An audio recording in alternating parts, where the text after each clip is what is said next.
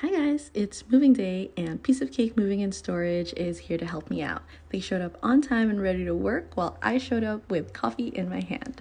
We're moving out of a storage unit that we've had for about a year and a half, so most of our stuff are already in boxes, but the hardest part was bringing them down the stairs because there was no elevator, and honestly so impressed with these guys.